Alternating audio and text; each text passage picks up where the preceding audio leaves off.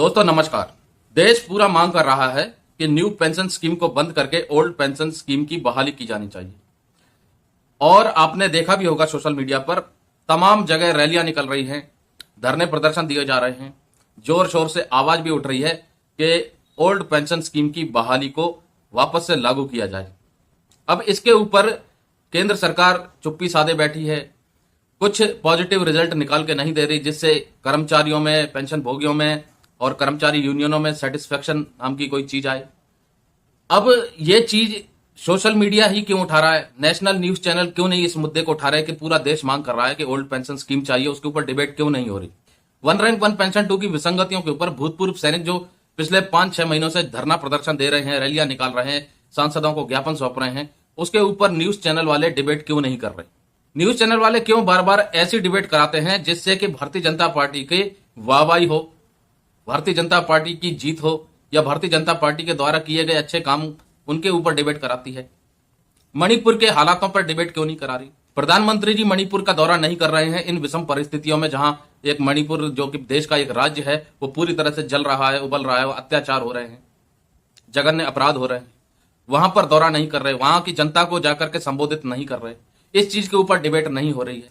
तो कहीं ना कहीं ये कह सकते हैं जिस चीज में सरकार का पक्ष नहीं है या सरकार की विफलता नजर आ रही है उसके ऊपर न्यूज चैनल डिबेट नहीं करा रहे हैं। तो कहीं ना कहीं न्यूज चैनल वाले भारतीय जनता पार्टी के दबाव में तो नहीं है, सरकार के दबाव में तो नहीं है, या फिर सरकार ने अपने प्रचार के लिए न्यूज चैनल वालों को खरीद तो नहीं रखा। यह क्वेश्चन मार्क है, क्योंकि देश में तमाम ऐसी खबरें हैं जो कि वास्तविक जनता के मुद्दे हैं और उन जनता के मुद्दों को उठा करके स्वतंत्र रिपोर्टिंग करना न्यूज चैनल के एंकरों का काम है, लेकिन वो काम आज की डेट में नहीं हो रहा है। अब न्यूज चैनल धंधा बन गया है। और धंधा कैसे बन गया है? आपके मुद्दे को अगर दिखाना है, डिबेट कराना है, तो अंधाधुन पैसा दीजिए, तब कवरेज दी जाएगी।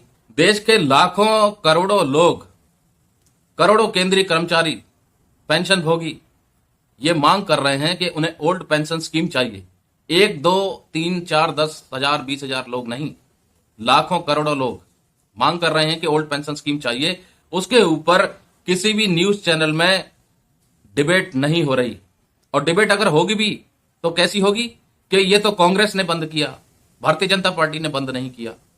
अरे भाई, कांग्रेस ने अगर बंद किया, लेकिन आपके टाइम पे मांग उठ रही है और आपको जनता ने चुना है कि जो चीजें गलत हुई हैं उनको सुधारा जाए, तो आपने पिछले 9 सालों में क्या किया, 10 सालों में क्या किया? मांग तो अभी भी उठ रही है, तो आप तो कुछ भी नहीं कर रहे हो। तो स्वतंत्र पत्रकारिता अब शायद समाप्त ही हो गई है, अब पत्रकारिता केवल धंधा बन गई है, ऐसा मान सकते हैं। क्योंकि आपने देखा होगा संसद का उद्घाटन जब हो रहा था तो देश के वो एथलीट जो जंतर मंतर पर धरना प्रदर्शन दे रहे थे और संगीन आरोप लगा रहे थे ब्रजभूषण शरण सिंह जी पर, जो कि भारतीय जनता पार्टी के सदस्य हैं, लेकिन संसद का लाइव कवरेज देने के अलावा उनके पास देश की और कोई खबर नहीं थी उस पूरे दिन। और उसी के बगल में उसी दिन धरना प्रदर्शन चल रहा था, एथलीटों को जो बाहर निकाला जा रहा था, बलपूर्वक पुलिस बल लगा था, जिन्होंने कभी देश के लिए मेडल लेकर के आए थे। तो स्वतंत्र पत्रकारिता अब देश में शायद खत्म सी हो गई है। केवल अब ये कह सकते हैं कि कहीं ना कहीं पत्रकारिता एक धंधा बन गई है कि आप पैसा दीजिए, आपकी कवरेज की जाएगी। अब देश की जनता को जब तक चीजें सामने नहीं आएंगी देश की जनता के, तब तक उसके ऊपर अब डिबेट नहीं होगी, उसके ऊपर कवरेज नहीं होगी। और इसका एक उदाहरण मैं आपको देता हूं कि मध्य प्रदेश में आपने देखा होगा कि भारतीय जनता पार्टी के जो प्रतिनिधि नेता थे, कोई शुक्ला जी करके थे, उन्होंने एक आदिवासी व्यक्ति के ऊपर टॉयलेट कर दी थी और वो वीडियो वायरल हो गई थी पूरे देश भर में। मुख्यमंत्री जी आए, उस आदिवासी व्यक्ति से मिले और उसके पैर धोए, अंगवस्त्र पहनाए और उस वीडियो को तमाम मीडिया के सामने रख दिया कि मुख्यमंत्री जी आदिवासियों का कितना सम्मान करते हैं। तो क्या उस व्यक्ति के अलावा और किसी के साथ शोषण नहीं हुआ? क्या ये जो रैलियां निकल रही हैं, ये जो धरने प्रदर्शन हो रहे हैं पूरे देश भर में, OROP 2 के ऊपर, विसंगतियों के ऊपर, न्यू पेंशन स्कीम के ऊपर जो ये धरने प्रदर्शन हो रहे हैं, उनमें भी तो कुछ ना कुछ आदिवासी होंगे, उनमें भी पिछड़ा वर्ग होगा। उनकी कवरेज क्यों नहीं दिखाई जा रही? क्योंकि एक मुख्यमंत्री जो कि भारतीय जनता पार्टी के हैं, वो जाकर के पैर धो रहे हैं, अपना प्रचार कर रहे हैं कि भारतीय जनता पार्टी कितनी संवेदनशील है। संवेदनशीलता अच्छी बात है, आप किसी व्यक्ति के प्रति रखते हैं किसी समाज के प्रति रखते हैं।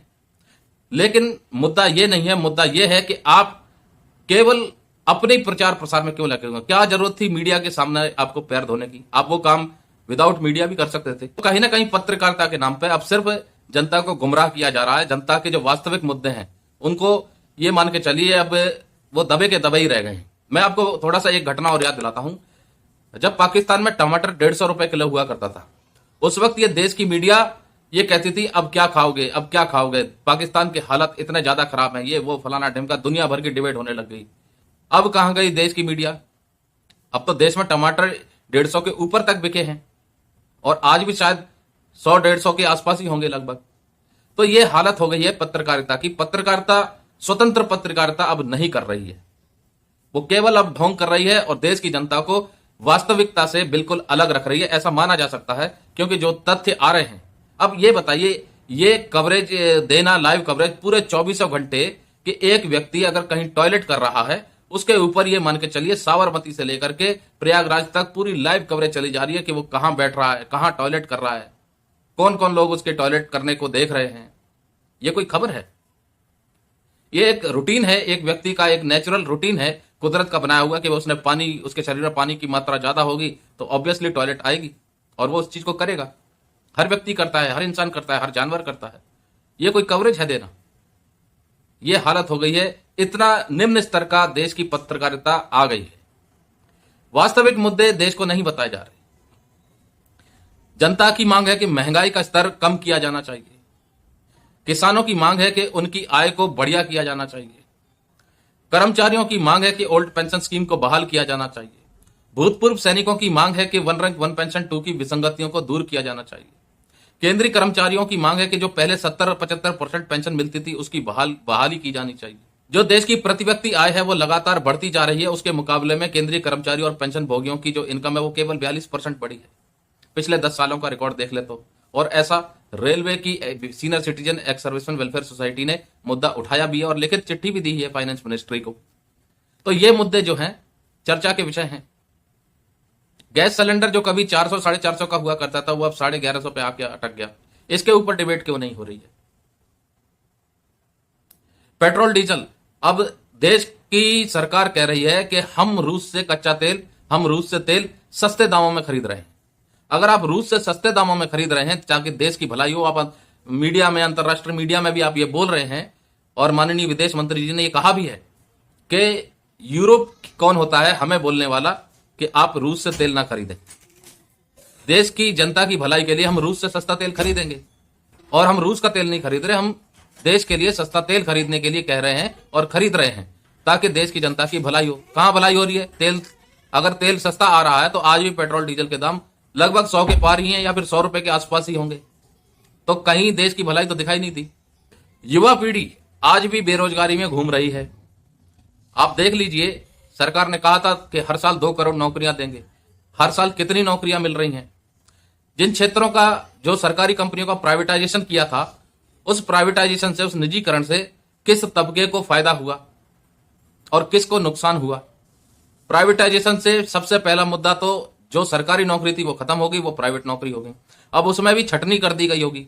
जो सरकारी एयरपोर्ट थे वो प्राइवेटाइज कर दिए, बिजली प्राइवेटाइज कर दी, बहुत से सेक्टर प्राइवेटाइज कर दिए।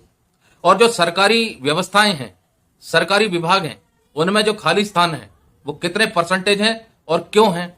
ये मैं इसलिए कह रहा हूं क्योंकि अगर सरकारी विभागों में खाली स्थान हैं तो उन खाली स्थानों की जगह जो काम कर रहे हैं लोग, उनके ऊपर लोड आ रहा होगा। और अगर उनके ऊपर एक्स्ट्रा लोड है तो वो कहीं ना कहीं बेटाइम खाना खा रहे होंगे, बेटाइम सो रहे होंगे, बेटाइम घर जा रहे होंगे, जिसकी वजह से उनकी हेल्थ पर भी प्रभाव पड़ रहा होगा। तो कहीं ना कहीं सरकार सरकारी विभागों में खाली स्थान रख के कर्मचारियों की हेल्थ के साथ भी कहीं ना कहीं खिलवाड़ किया जा रहा है। 2 महीने से ऊपर हो गया, मणिपुर के हालात अभी तक सुधरे नहीं है। तो ये चिंता का विषय है। आप इतने बड़े पद पर हैं और इतने बड़े पद पर होने के बाद आपके देश का एक राज्य पूरी तरह से जल रहा है, उबल रहा है, और उसके ऊपर आपकी टिप्पणी ना होना, और टिप्पणी भी केवल नाम मात्र होना, और देश की मीडिया जो कि स्वतंत्र पत्रकारिता करनी चाहिए वो उस चीज के ऊपर डिबेट नहीं कर रही है कि इन हालातों का जिम्मेदार कौन है और क्यों ये शांति बहाली नहीं हो पा रही है, क्यों वहां का लॉ एंड ऑर्डर पूरी तरह से फेल हो गया है और किस तरीके से कौन सी सरकार जिम्मेवार है, इसके ऊपर डिबेट क्यों नहीं हो रही है। तो मुद्दे दोस्तों बहुत सारे हैं, और उन मुद्दों को अगर सोशल मीडिया दिखा रहा है तो क्या गलत कर रहा है, क्योंकि देश की मीडिया के पास तो स्वतंत्र पत्रकारिता रही नहीं। और इस वीडियो को देख करके बहुत से लोग कहीं ना कहीं उल्टे सीधे कमेंट भी करेंगे, जिनको शायद सभ्यता की नॉलेज कुछ ज्यादा ही होगी।